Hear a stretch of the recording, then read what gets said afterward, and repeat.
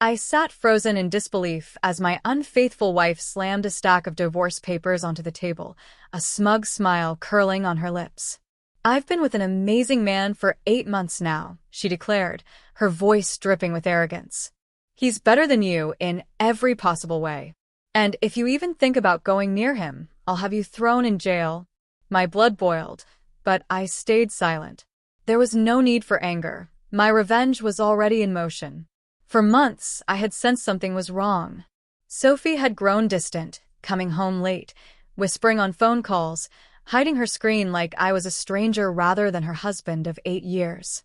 I wasn't naive. I had noticed the signs, suspected the truth. But nothing could have prepared me for this moment.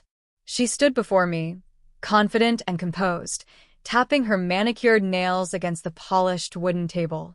The smirk on her face told me she thought she had won.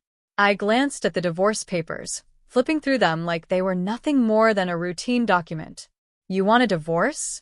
I asked smoothly. "Fine." Sophie blinked. She had expected me to yell, beg, fight. Instead, I smiled. "Pack your things," I said, my voice calm, almost amused. "Because you won't be staying here." Her smirk faded. "What?" I gestured around. "This house? Mine. Your fancy car? Also mine. Our bank accounts? Joint. Meaning I've already transferred most of our shared money into my personal account." Her confidence wavered, but she quickly recovered. "I'll just move in with him," she said stubbornly. I leaned back, crossing my arms. "Oh, you mean Damien?" Her face went pale. "Bullseye. How do you know his name?" she whispered.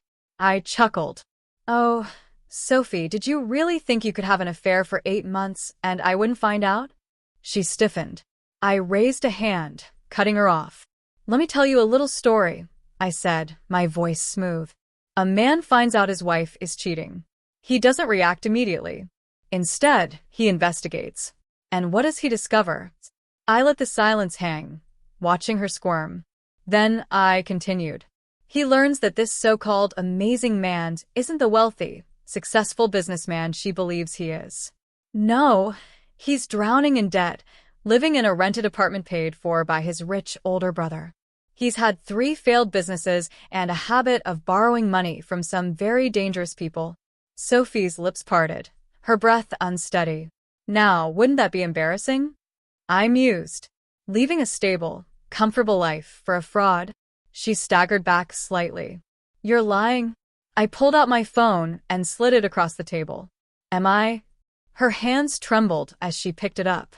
On the screen were screenshots, proof of Damien's debts, failed businesses, and legal documents showing how much money he owed to some ruthless people. She looked up at me, eyes wide with shock. "Still think he's better than me in every way?" I asked, raising an eyebrow. She didn't respond. "Don't worry," I said, standing up. "You'll have plenty of time to figure things out somewhere else." I gestured toward the door. "Because you won't be staying here." At first, she refused to leave. "You can't kick me out," she hissed. I just laughed. "Oh, Sophie." I had already taken action. That's when she noticed. Her credit cards were declined. Her bank account was empty. Her belongings were packed neatly in a suitcase by the door. "You?" She stammered, choking on her words. "You took everything." I smiled. "No, sweetheart." "You threw everything away." She stood frozen, completely and utterly powerless. And then, in one last desperate act, she did something pathetic. She grabbed her phone and dialed Damien. I watched, amused, as her expression shifted from hope to horror. Straight to voicemail. I let out a soft chuckle. "Oh, right. I forgot to mention Damien. He's in trouble." Her head snapped up. "What?" I sighed dramatically. "Seems he borrowed money from the wrong people.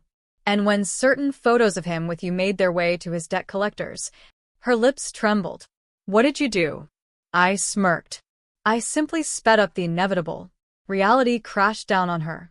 Damien was gone. She had nowhere to go. She had nothing left. She turned to me, eyes filled with desperation. "Nathan, I held up a hand. Don't bother. A long silence. Then finally, she broke. Tears spilled down her cheeks. I made a mistake, she whispered. I stared at her unmoved. Yes, I said simply. You did. She took a shaky step forward. Please, Nathan, just one more chance. I met her gaze, unwavering, and delivered the final blow. I wouldn't take you back if you were the last woman on earth. A choked sob escaped her lips. I turned away. Sophie stood in the doorway, her world crumbling around her. Just hours ago, she had smirked with confidence, believing she had won, that she had me wrapped around her finger. But now? Now she was a wreck, trembling as she clutched the same divorce papers she had so arrogantly thrown on the table. Please, Nathan, she choked out. I have nowhere to go. I leaned against the counter, sipping my drink slowly, letting her suffer. You should have thought about that, I said calmly, before you threw your life away for a man who's currently running for his. She flinched. What do you mean? I chuckled, shaking my head. Oh, Sophie, did you really think Damien could just walk away from his debts? That his business partners wouldn't notice he's been living large on borrowed monies? Her face turned ghostly pale. Where is he? She whispered. I glanced at my watch. Probably halfway to nowhere by now. I looked back at her, smirking. But those people he owes? They're not the forgiving type. I smirked. They don't forget. Sophie stumbled back, gripping the doorframe as if her knees were about to give out. But you said, she stammered. I tilted my head, watching her panic unfold. I accelerated the inevitable. Tears streamed down her face. Oh my God. I shrugged. Actions have consequences, sweetheart. You just never expected to face yours. She collapsed onto the couch, completely broken. But I wasn't done yet. The next morning, the news broke. Local businessman Damien Clark disappears amid financial scandal. Authorities investigate possible ties to organized crime. I smirked as I read the headline, sipping my coffee. Perfect. Damien had skipped town, knowing exactly what was coming for him, his debts, his fraudulent deals, his dangerous connections. All exposed. I had made sure of it. And Sophie? She had spent the night calling him, texting him, begging. But there was no answer. She was alone. That's when she tried to crawl back to me. She sat across from me at the kitchen table, tear-streaked, makeup ruined. Nothing like the confident woman who had tossed divorce papers in my face. Nathan, she whispered, her voice trembling. Can we talk? I set my coffee down and met her desperate gaze. Talk about what?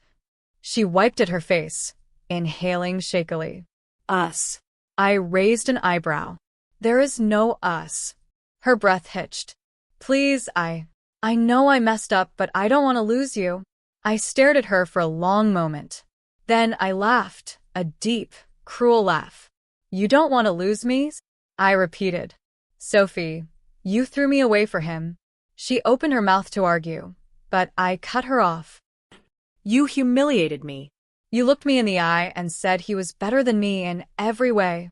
I leaned in, my voice razor-sharp. How's that working out for you? She flinched. I was stupid. I leaned back, smirking. Yes, you were. Tears welled in her eyes. Nathan, I love you. I let out a slow breath, shaking my head. No.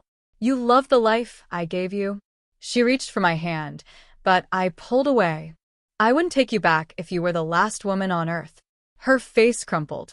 Her last hope gone. She sobbed. What am I supposed to do? I stood up, picked up my coffee, and looked at her, completely unmoved. You'll figure it out. And then I walked away for good.